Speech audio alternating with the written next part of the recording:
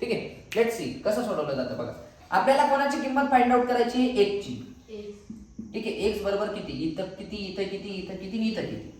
ठीक आहे. बघा पोरांनो, उत्तर करत असताना काय करायचं माहिती का, ज्याची किंमत तुम्हाला फाइंड आउट करायची आहे, ज्याची व्हॅल्यू तुम्हाला शोधायची आहे, तो एकाच साईडला राहू द्यायचा आणि जो नंबर वगैरे आहे तो तिकडच्या साईडला टाकायचा. तिकडच्या साईडला ऑलरेडी कोण आहे, 10. ठीक आहे. हा प्लस 5 तिकडे जाईल, काय होईल, x बरोबर 10 न 5 गेले, उरले 5. उरले किती, 5. x ची व्हॅल्यू किती आली पोरांनो, 5. दुसऱ्या उदाहरणात बघा.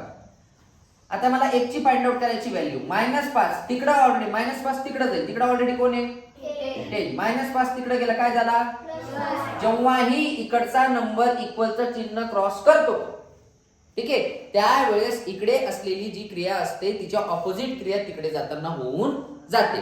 इकडे +5 असेल तिकडे जाऊन -5 होईल, इकडे -5 असेल तिकडे जाऊन +5 होईल. So x which is equal to 10 आणि 5 15. x ची व्हॅल्यू इथं काय आली, 15.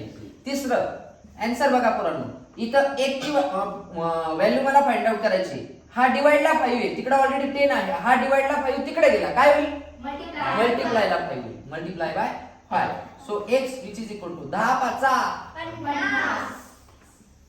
लास्ट. ठीक आहे. बघा x मल्टिप्लायला 5 आहे, तिकडे ऑलरेडी कोण आहे, इक्वलच्या तिकडे जो असेल तो लिहून घ्यायचा. मल्टिप्लायला 5 तिकडे गेला पोरांनो, काय होईल, divided by 5. x which is equal to 10 divided by 5. 5 दुने 10 होतो. ठीक आहे. म्हणजे x ची व्हॅल्यू किती आली, आलं लक्षात, आलं लक्षात. ठीक आहे.